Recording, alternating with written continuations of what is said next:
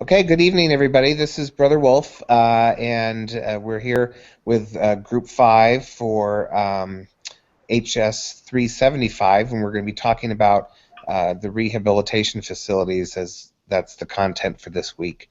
And we will just jump right into it, and I'll turn the time over to the group, and I believe Jessica's starting whenever you feel ready. Okay, yep, go ahead, next slide.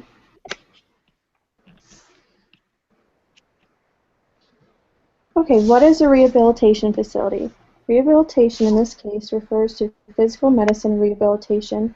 It does not refer to substance abuse or criminal rehabilitation.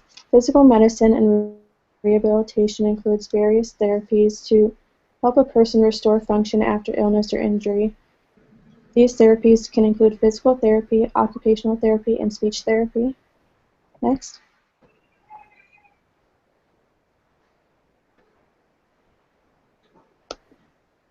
How are rehabilitation facilities different than acute care hospitals or long-term care facilities? Comprehensive rehabilitative care addresses the medical, physical, emotional, and vocational challenges of individuals with brain injury, spinal cord injury, stroke, amputation, neurological disorders, and so on. Specialized and intensive programs of care are designed to restore strength, improve physical and cognitive function, and promote independence in activities of daily living. The key difference from long-term care in which ADL assistance is provided as long as possible.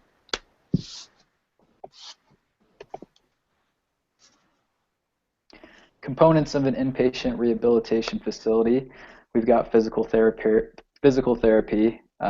which is primarily concerned with the impairments and disabilities, the promotion of mobility, functional ability, quality of life, and movement potential through examination, evaluation, diagnosis, and physical intervention.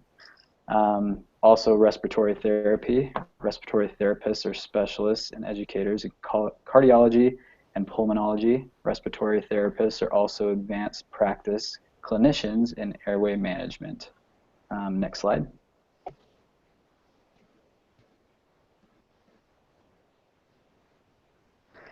Also, occupational therapy, which is the use of treatments to develop, recover, or maintain the daily living and work skills of people with a physical, mental, or developmental condition. And the last one is speech therapy. Speech therapists specialize in the evaluation and treatment of communication disorders and swallowing disorders. Next slide. All right, so the components of a comprehensive outpatient rehabilitation facility, they must provide coordinated outpatient diagnostic, therapeutic, and restorative services at a single fixed location, and it has to be to outpatients for the rehabilitation of injured, disabled, or sick individuals. Physical therapy and occupational therapy and speech language pathology services may be provided in an off-site location. And the following are considered core services that must be provided. One is consultation with a medical supervision of a non-physician staff, and then establishment and review of the plan of treatment and other medical and facility administration activities. And the second thing is physical therapy services, social or psychological services. And the components of a comprehensive outpatient rehabilitation facility, or the CORF, they're surveyed every 6 years at a minimum. Next slide.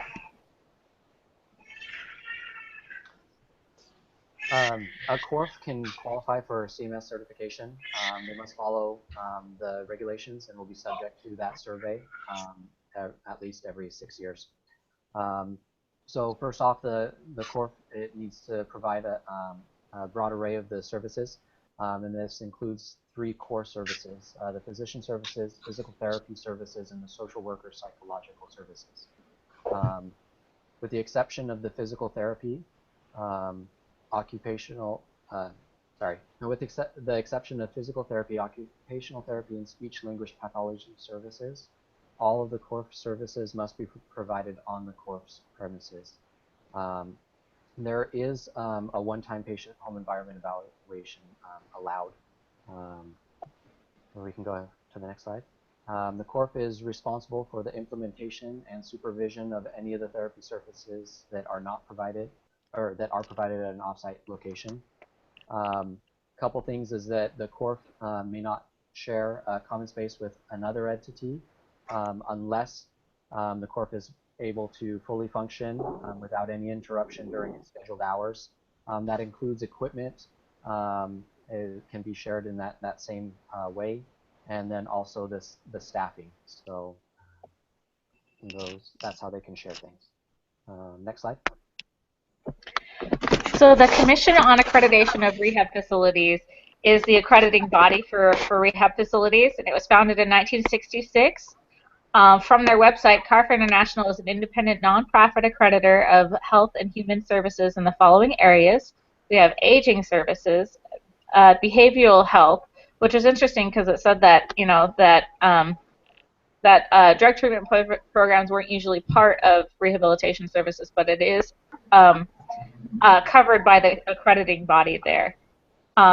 It also includes business and services management networks, child and youth services, employment and community services, which include career centers, and then so the accrediting body for those also covers those types of services.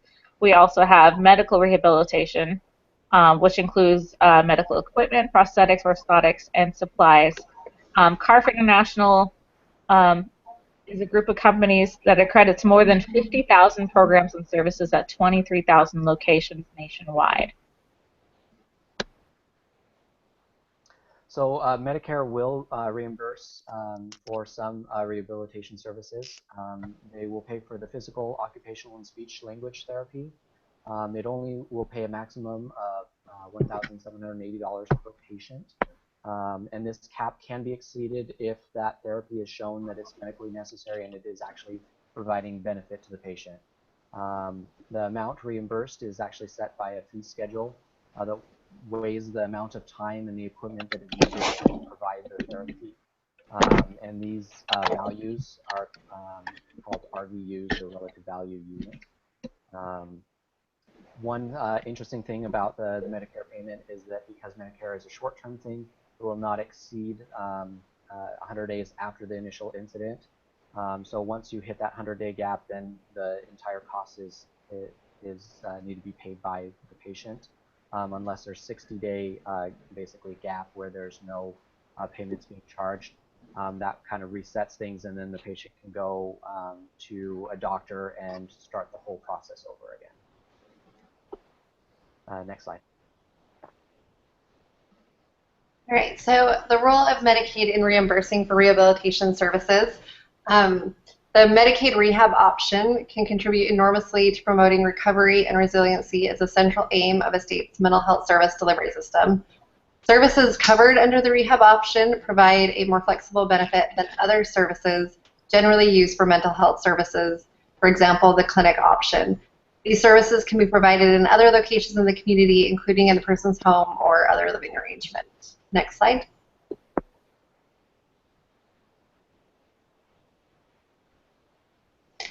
These services may be furnished by a wider range of individuals, including qualified community paraprofessional workers and peer specialists. Those are people who have themselves experienced a mental illness.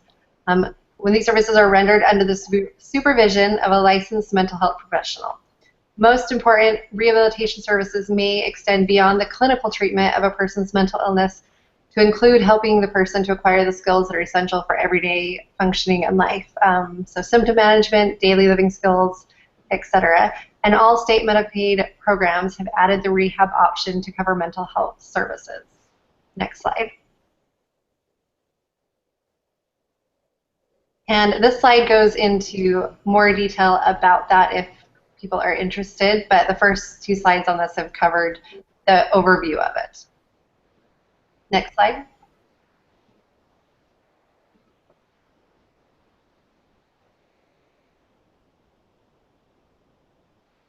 Is this Jake's? This is mine. So, regional rehabilitation facilities. The region that we'll be looking at when it comes to these facilities are all in southeastern Idaho, in Rexburg and in Idaho Falls. The Rexburg Care and Rehabilitation Center. This is a rehab center that is located in Rexburg, Idaho. They are owned by Genesis Healthcare and aim to provide the full spectrum of rehab services that can be offered, ranging from mental to development to physical rehab. They do long-term care as well as short-term care. They received the Schoonover Award in 2010, 11, and 12 for providing excellent care in Idaho. Next slide. Madison Carriage Cove Healthcare Resort. Madison Carriage Cove is devoted to providing the best short-term care possible. They are located in Rexburg, Idaho as well. They do physical therapy, post-acute transitional care, neurological rehabilitation, cardiac and pulmonary rehab, cosmetic surgery recovery, and post-acute care. Next slide. Life Care Center of Idaho Falls. The Life Care Center of Idaho Falls provides inpatient and outpatient services. They are located within a mile of Eastern Idaho Regional Medical Center, making it a prime location for patients of that hospital. Their main focus is inpatient services and provide 43 different physical development and mental rehab services. Next slide.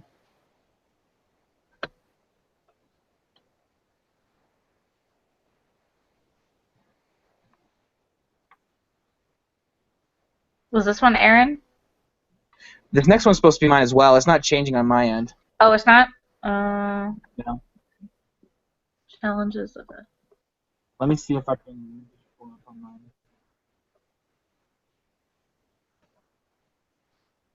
Is everyone else seeing his?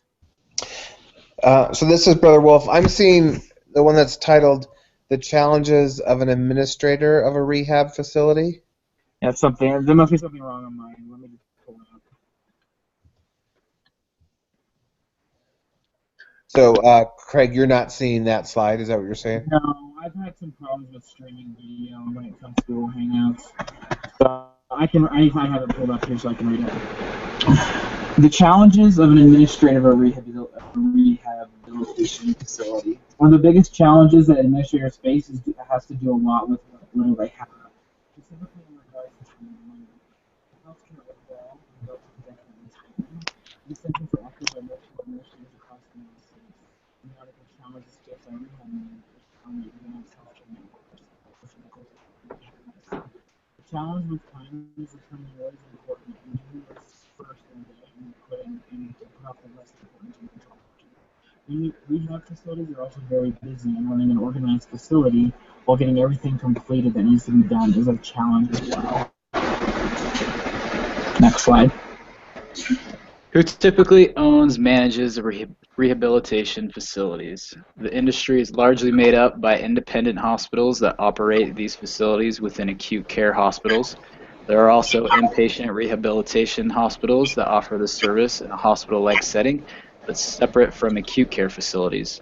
Most inpatient rehabilitation facilities are located within hospitals. Next slide. HealthSouth. HealthSouth is the largest rehab facility management agency in the country. So they own the most amount of rehabilitation facilities in, I think it's 23 different states.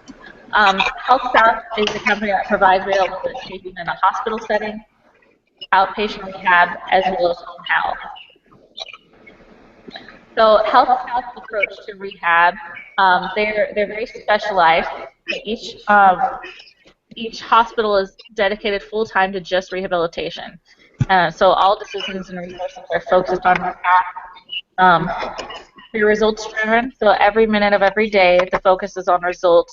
They work hard to get each patient strong, functional, and independent as possible. So that's the main difference between an acute care hospital and a rehab center is at the rehab center, they're making sure, or I guess the difference between acute care, long-term care, and a rehab center is that in long-term care, you're having someone assist you with the ADLs, where in rehab, they're making sure that you can get independent, that you're able to work on this yourself. So the team approach, we've got qualified and passionate rehabilitation experts working together to plan and execute quality treatment. And accreditation and certification, every health hospital is fully accredited. And they've received special certifications for their excellence in service related to specific conditions. So they work on a continuum of care, and the patient transitions from their current hospital to HealthSouth and then they help them transition to a more independent rehabilitation as they progress. So possibly like an in-home setting where they have someone coming to their home to assist them after they leave Health South, or possibly to a long-term facility where they have people there to assist them in their further rehabilitative progress.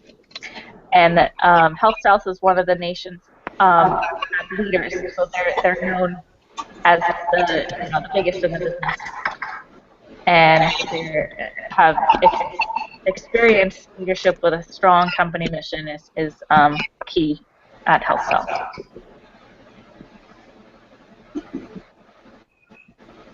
All right, so CAP, or the Client Assistance Program, is a national advocacy organization for rehabilitation facilities. CAP agencies, many of which are housed within P&A offices, provide information and assistance to individuals seeking or receiving vocational rehabilitation services under the Rehabilitation Act, including assistance in pursuing administrative, legal, and other appropriate remedies. Next slide. The Client Assistance Program was established in 1984 as the amendments to the Rehabilitation Rehab Act. Services provided by CAP include assistance in pursuing administrative, legal, and other appropriate remedies to persons receiving or seeking services from state rehabilitation agencies under the Rehab Act. A CAP agency may provide assistance and advocacy with respect to services that are directly related to employment for the client or client applicant. CAP is the only program that does not require the funds to go to the entity designated as the P&A under PADD. Next slide. Sorry. Size of the rehabilitation facility segment of the U.S. healthcare industry. The total amount the government spends on rehab. So between 2011 and 2012, Medicare FFS payments for IRS increased from $6.46 billion to $6.72 billion.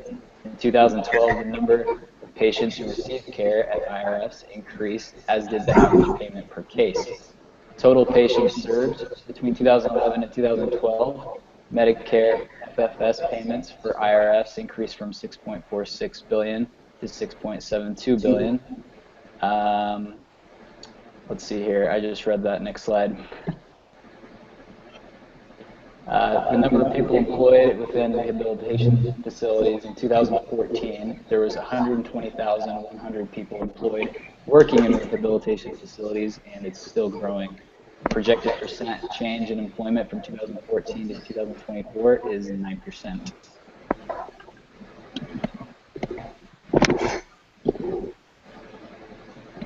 That's the answer. Excellent. Very well done. I'm getting a little feedback, so I'm just going to mute everybody real quick.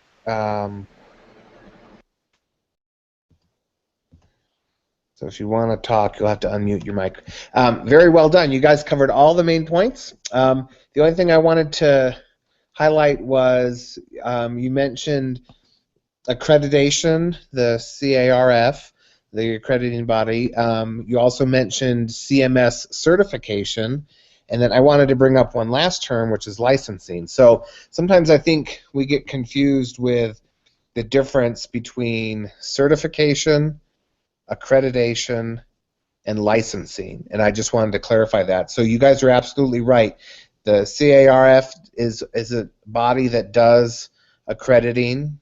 The CMS also has their process for certification, and that really is just like you stated, it's a process to certify certain entities for CMS purposes, and so that's just a single payer's viewpoint. Granted, they're a huge payer, so that's why a lot of people pay attention to CMS certification.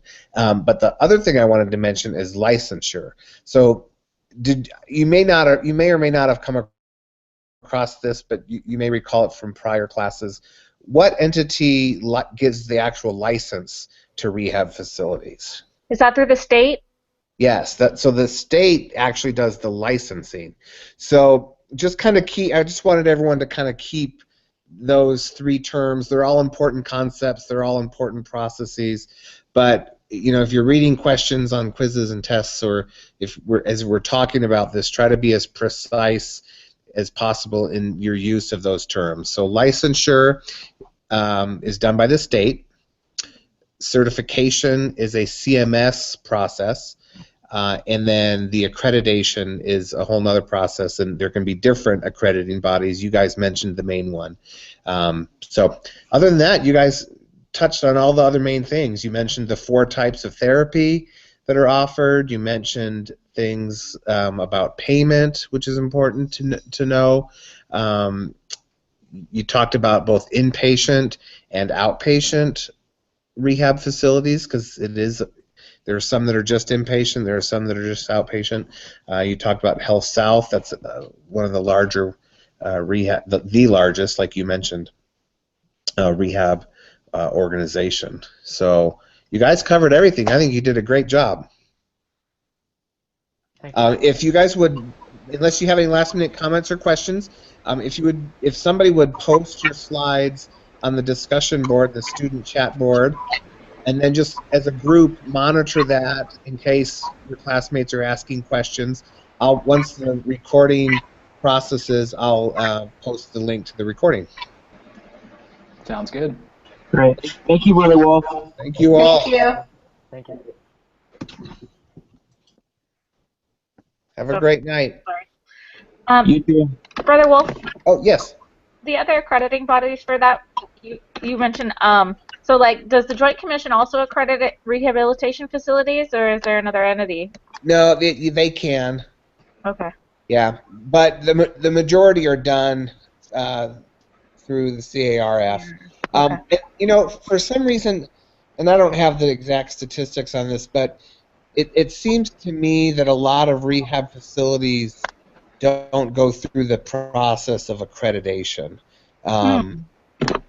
And maybe it's just that's what I recall when I was working full-time for these facilities, but and maybe things have changed, but the main focus was on the CMS certification and the licensure, and a lot of those rehab facilities, the state will do what they call surveys, which essentially is they come on site and they do kind of an That's like every 6 years. Isn't usually accreditation every 3? Yeah. Okay. Yep. Gotcha. So, very good. All right. Thank you. Have a great Have a great evening. Bye-bye. Bye.